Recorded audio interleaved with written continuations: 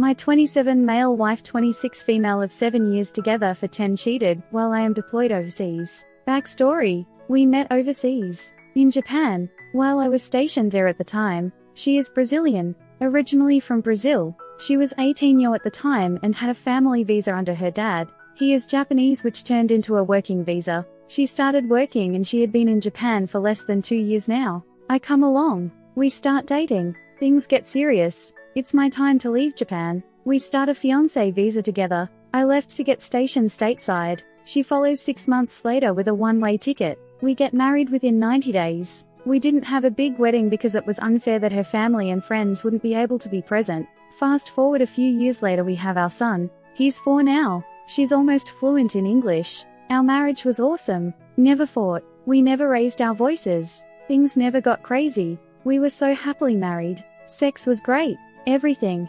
Seriously, no flaws. And no other instances in the past, without a doubt. 100% trustworthy until a few days ago, when my wife broke the news to me, over the phone while I am deployed overseas. I am heartbroken. My brain is mush. And my stomach is in knots. Words can never describe the true feelings this has caused me. It gets worse. So I had suspicions over a month ago. I checked her check card history. I give her an allowance every month for her and our son. I noticed smoke shop on some of the transactions. She had a history of smoking MJ in the past, but I just couldn't see her doing it now that she's a 26-year responsible mother and changed so much. I'm not saying I'm against MJ. I can't do it myself, because military, but it irks me in a way as it's possible that she is not sober around our child. I question it, and sure enough she admits she's smoking MJ. At the time she told me it was a one-time thing and she won't do it again. So, with that being said, I question myself, what else is she hiding from me? I started looking at text logs online. We share a phone plan.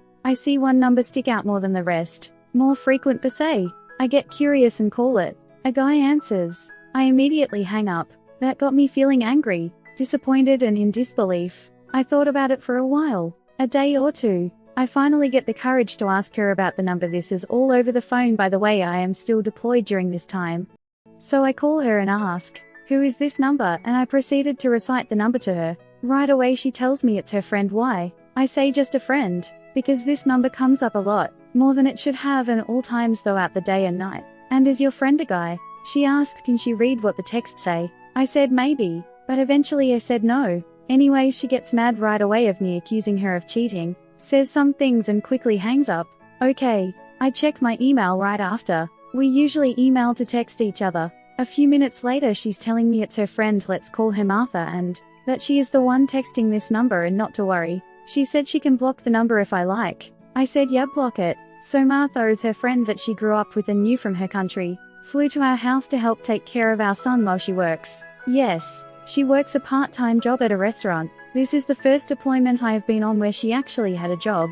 In all honesty, I was skeptical and a little worried at first because she never really was exposed to the real world. I guess you can say as far as having a job and being independent, this was a chance for her to do things on her own and feel good about it. Granted, she only made a little money, but it made her feel good that she was helping to provide, and I get that. However, ever since we were married, she had always been a stay-at-home mom or housewife, which I was perfectly okay with. We never struggled with finances. This was simply her wanting to do something with her time and earn money while our son was in school about 4 times a week. With that being said, she had started her first job about a few weeks before I deployed as a caretaker. She took care of this older paraplegic guy who was bedridden. That was out of a house which was a few blocks down from where we live. In that house was the owner of the house, an actual nurse, and a roommate, male, tall, tattoos, rides a motorcycle, drives a cool car, etc. I dropped her off a few times at this house, and I already had a weary feeling after seeing that other roommate, but nonetheless I trusted my wife and continued on.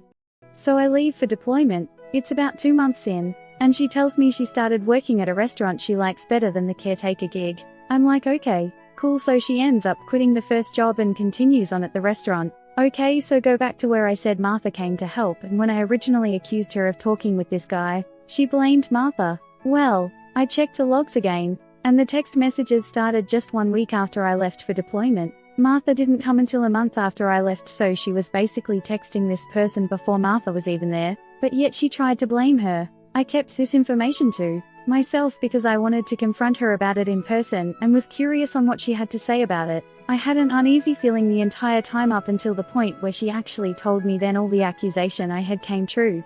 First thing she said to me was I was living a double life and that she broke into someone's home. Apparently her and her boyfriend got into a fight and she ended it with him, wanting to take all of her stuff back that was at his house, so she broke in, took what was hers, while also damaging his motorcycle in the fight. She hit him. He hit back. She got bruises on her face and arms because of it. She took all the blame because she initiated it all. When she was breaking in to get her stuff, she got caught. Boyfriend got mad, wanted to accuse her of stealing, thus threatening to get the cops involved. Also said that he would blackmail her and tell me the husband everything. So it was that day where she ended up telling me, which I believe she didn't have a choice because I would find out anyways. So now, this guy is blowing my wife's phone up, knocking on our door late at night, asking to talk about it, or with either case, she refuses to open the door. So I'm guessing he left. I'm not sure what this guy is capable of. I told her to go see a lawyer about it and see what her options are. She gets with this lawyer and for a flat fee he charged $2,500 for a restraining order against this guy.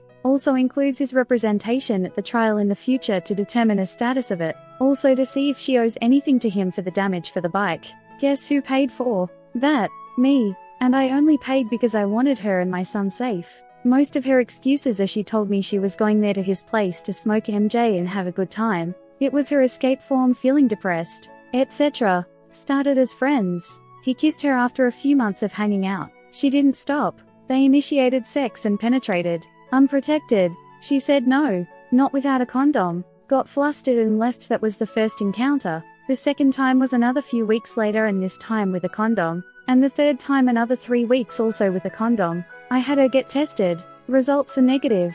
What hurts me the most is she went back for more. She had so many opportunities to stop, but she kept going. Also, remember when I mentioned for her to block the number? Well, she did. I didn't see it come up in the text logs after that, but she continued to talk with him via Snapchat. I ask her, well, where our son is every time you go over there. She says at school or the babysitters. Sometimes she keeps him overnight too. After all this was said and done, I asked her, when were you planning on telling me? She said when I returned home from deployment. I really don't know what to do at this point. Right now we are still talking. I can't ignore her, because I still want updates on my son and their life in general. I feel like she threw her life away. Our life, I gave her everything she wanted, but she never asked for much. She claims to still love me and she's truly sorry, etc. But trust is definitely gone, and what's to say she won't do it again. Cried myself to sleep some nights thinking about the whole thing. Also, what kind of situation will she be in if I follow through with the divorce? She has no family here in the States.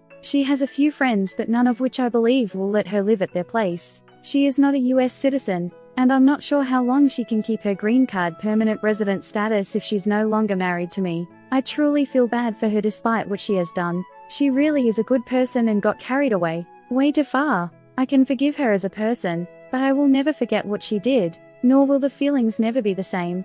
First thing I think of when I wake up in the morning is her ducking the other. Did I get the worst gut wrench every day because of it? I haven't told my family yet. I wanted to deal with it all when I get back from deployment in a few months. I appreciate it if you read this far. I know it's a lot, but I will take any advice that you might have. Thank you in advance. This is a throwaway, but I will try and respond as much as possible. Too long didn't read. Wife cheated on me while I am deployed. Smoked MJ with her BF.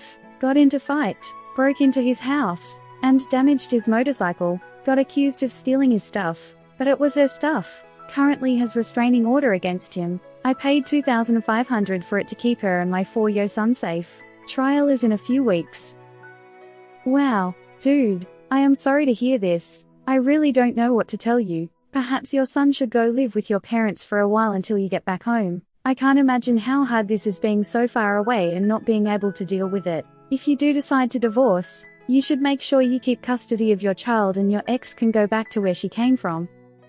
Second story. 23 meters had an affair with 22F. Her boyfriend is threatening me, need help. Okay, so I am in a bit of a situation. I feel my personal safety is at risk and could do with some advice from people that are impartial. I'll give you guys a quick overview of the situation first. So, over the summer I started work at a bar where I live. One night we went out. I kissed one of the girls who worked there. The bad part is, she has a boyfriend. The next time we went out, I tried to get a co-worker to stop things from happening again. I'd met her boyfriend before and he seemed like a nice guy. Anyway, unfortunately, things happened again with this girl and progressed somewhat, and I found myself falling for her quite hard. So we had what I guess you could call an affair, ended up visiting each other and sleeping together. At this point I was basically in love with her. While I knew what I was doing was wrong, I couldn't help myself. Anyway, one night he went through her phone and found out what happened. Suffice to say, he wasn't happy, rang me loads. I didn't answer.